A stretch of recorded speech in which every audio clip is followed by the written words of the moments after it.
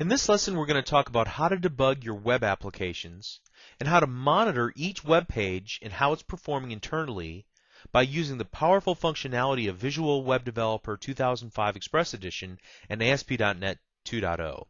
Now, one of the most challenging aspects of creating web-based applications versus writing Windows Forms applications, at least in the past, was the lack of tools to support debugging so that you could watch the code as it's executing that generates the dynamic web pages, to watch it and step through it line by line. And typically you'd have to resort to writing out trace values at the top or the bottom of your web page so you can get some feedback, so you can narrow down which line or which lines of code were causing problems within your web application. So that was hard enough during development of websites. But then that complexity was taken to a whole other level when deploying the web application. And I personally spent long hours trying to track down obscure bugs that only occurred in certain situations, only to find out that it only occurred on certain people's web browsers who had disabled this and enabled that and so on. Talk about a frustrating, meticulous line of work. So Visual Web Developer 2005 Express Edition makes it super easy to debug your applications during development time. In fact, it works almost identically to the debugging tools that you're already using when building Windows Forms applications in Visual Studio or Visual C# 2005 Express.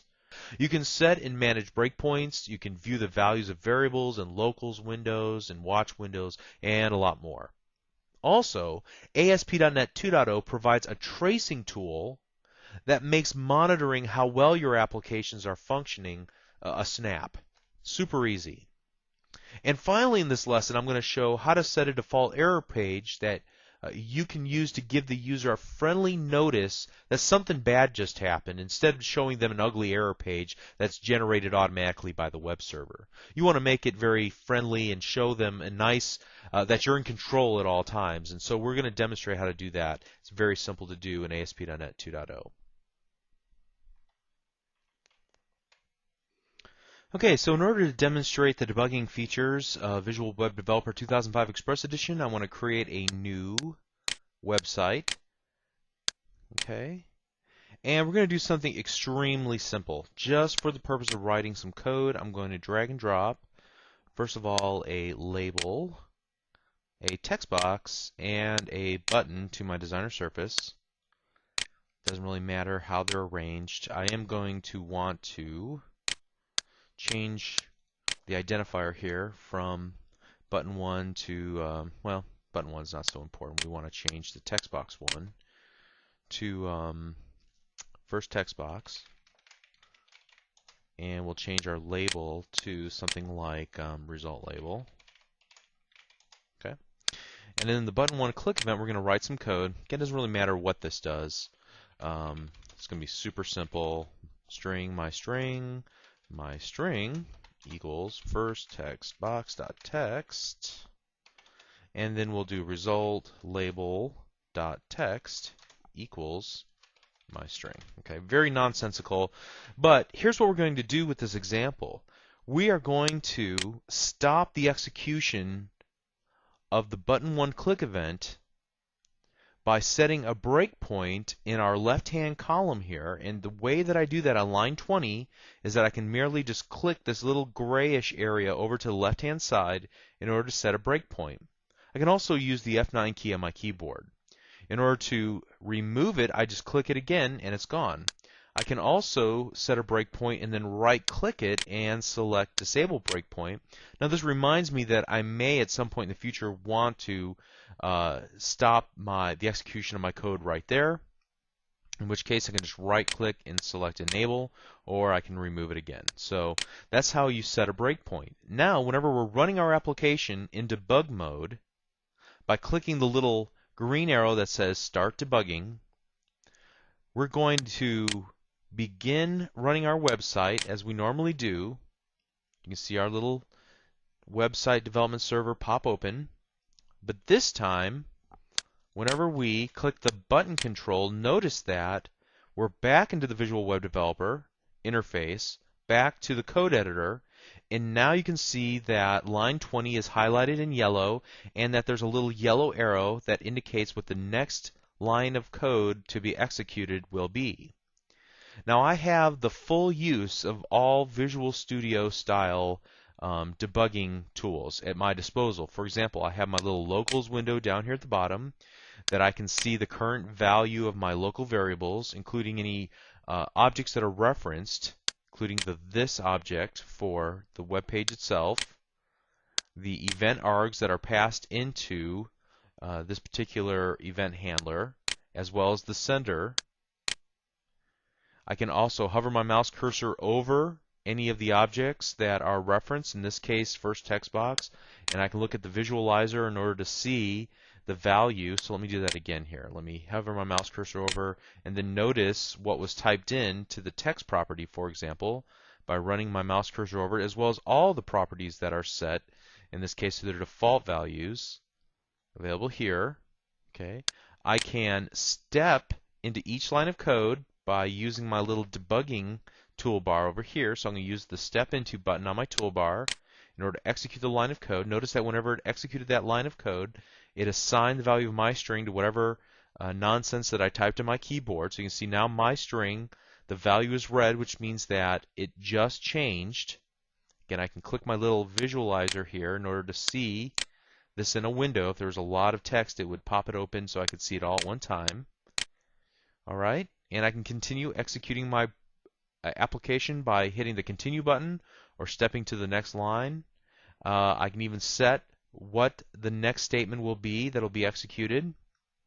I have my immediate window where I can change the value of my string if I wanted to on the fly. So I could do this, my string equals Bob. Okay, and I think that should change. See, my string is now Bob. So I have all of these little tools at my disposal here, and I'm going to continue running the application, and you can see now that because I changed the value of my string in the immediate window, I was able to then post the word Bob to a label. Okay, so how cool is it that you're able to work on a web page, develop it, and then debug it in a advanced set of tools that allow you full fidelity control over the debugging experience. Very neat. Okay, so the debugging tools are great whenever you're developing an application, but what if you've already deployed the application and you're finding that some users are having problems and you can't recreate those problems on your local desktop machine, but they're experiencing them whenever they use the public copy out on the internet or on the intranet or whatever the case might be. Well, fortunately, there are some tracing features that are available that allow you to see behind the scenes how each of your pages are executing. It allows you to monitor the values of the variables that are used within the web page. It allows you to even write statements out to this little trace utility for debugging purposes that nobody else sees. Okay, so let's show how to enable all of that. What I'm going to do is go to Website, and then at the very bottom, and this is the first time I've demonstrated this, is this ASP.NET configuration utility. I'm going to select it, and notice that our web server pops open, and I get this friendly website administration tool.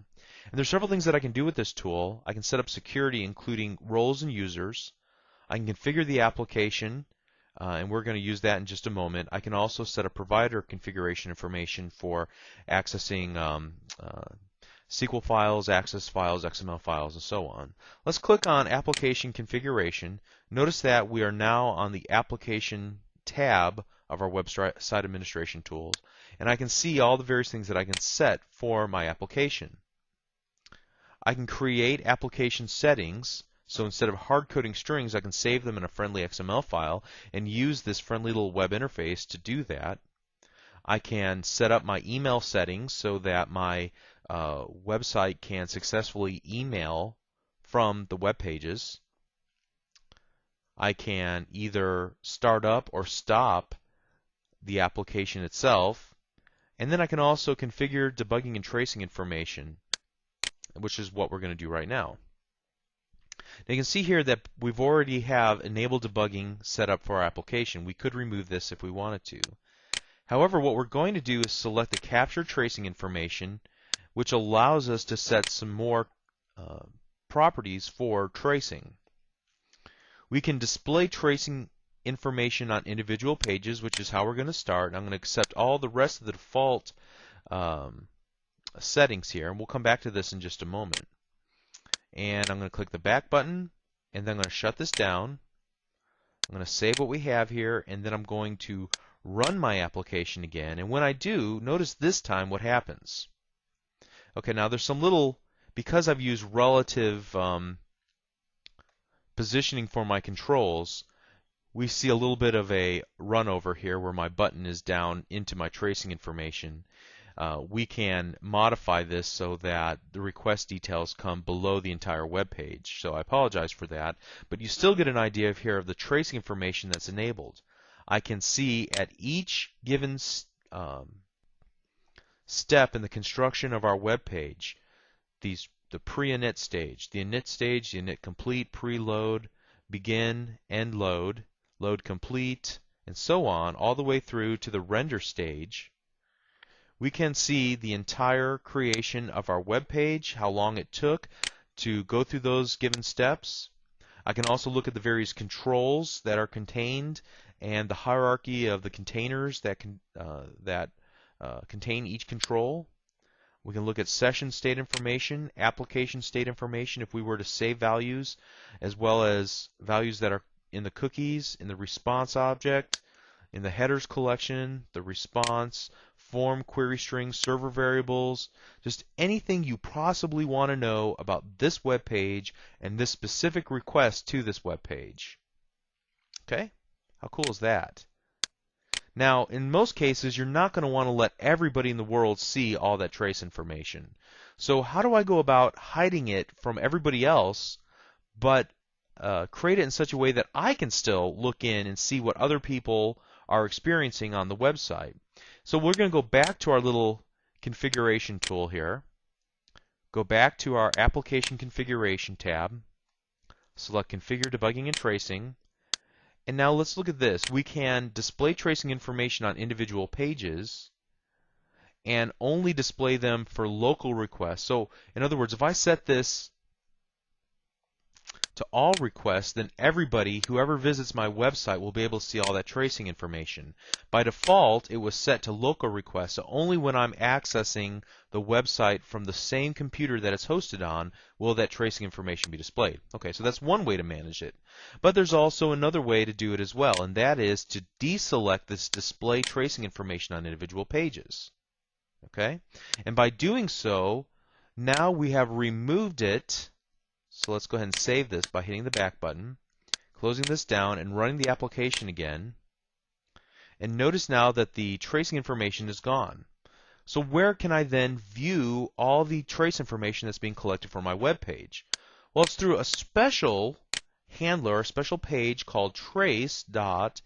And when I hit that page, notice that I'm able to now see a list of all of the pages that were recently viewed, whether it was from me viewing those pages or from any of the other users on the website that are looking at pages of off my web server.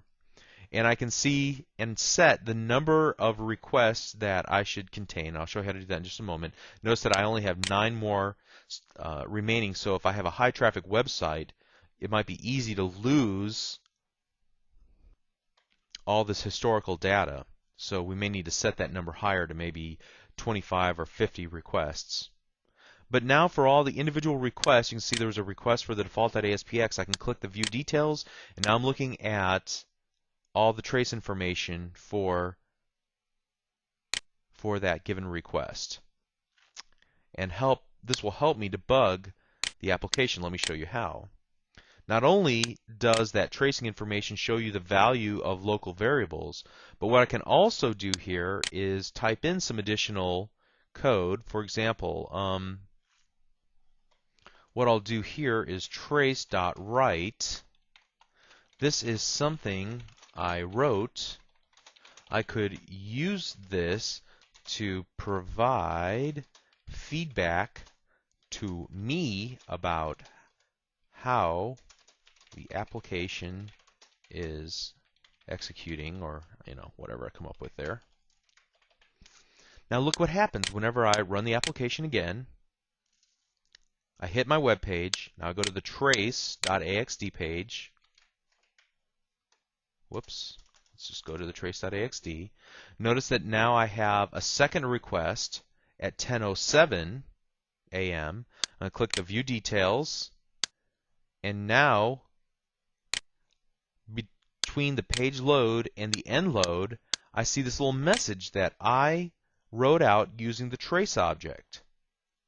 This is something I wrote, blah, blah, blah. So I could write out any values just to make sure that it's getting to certain points within my code. And that has proved very helpful over the years to help me debug small problems that have occurred in specific situations. Okay, and again, I get all the rest of the information through here as well.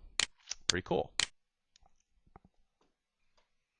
Now, if I go back to the ASP.NET configuration tool and go back to Application, look at Configure and Debugging Tracing, I can up that number of trace requests from the default value of 10 to something about 50, so I can view many different requests that are coming in instead of just 10 at a time.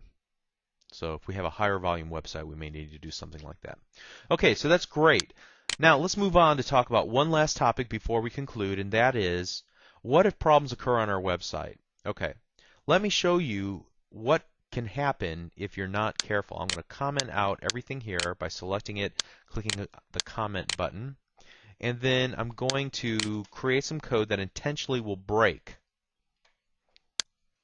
just to show you how bad things can happen to good web pages. Okay, so we've created a user input integer. We're going to grab off the value, assuming that it's an integer, okay, multiply it by 3, and then print it back out to the result label. So in a perfect situation, it would work like this. We'll put in the value of 5, click our button, and we get the value 15. But what if I type in the value of Bob and click the button? Then, let's do this. Let's stop this, and let us hit this page again. Unfortunately, this is going to be a little bit hard to reproduce. We're just going to open up a web browser, not be in debug mode, and type in the word Bob and click the button. And notice that this is the ugly web page that will appear to our end users unless we take some action to prevent that. We get an exception, input string was not in a correct format, and this isn't the kind of information I want my end users to look at. I would like for them to view a friendlier page. So what I'm going to do is create an error page by selecting Add Item, clicking just HTML page, and we'll just call this error.htm, and then we'll just type in something like, something very simple. We'll create a paragraph tag. Whoops, that wasn't exactly what I wanted. There we go. Sorry you saw this. We're experiencing problems. Please try again soon. And I can give it the look and the feel of, the rest of my website, so it doesn't have to be as bland as this particular page is, but you get the idea, okay? Now, in order for this little page to pop up whenever an exception occurs, I have to go to the ASP.NET configuration tool, select Application Configuration, Configure Debugging and Tracing, and then also, whoops, I'm sorry, let's go back one, I apologize. So we're on the Application tab of our Website Administration tool. I'm going to select Define Default Error Page.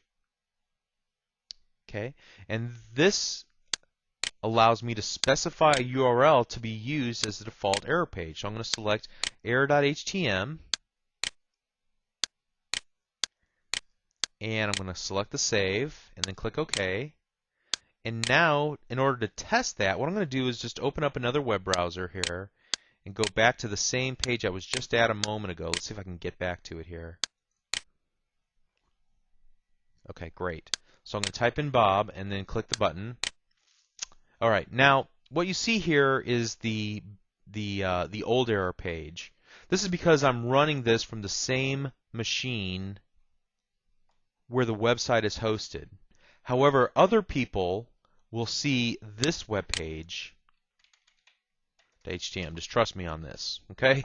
It's hard to demonstrate from one computer, but I hope you get the idea that you can set it up so that whenever a problem occurs, that they will see a nice friendly error page instead of the ugly ASP.NET 2.0 default. Okay, and before we close, I want to do one other thing, and that is solve the mystery of this neat little utility here, this ASP.NET configuration tool that we've been looking at. What happens is, whenever we make changes within this tool, those changes are saved to this mysterious web.config file that's been added to our websites whenever we were starting to debug the application. So I'm going to open up this web.config. And we already looked at this a little bit in the previous video.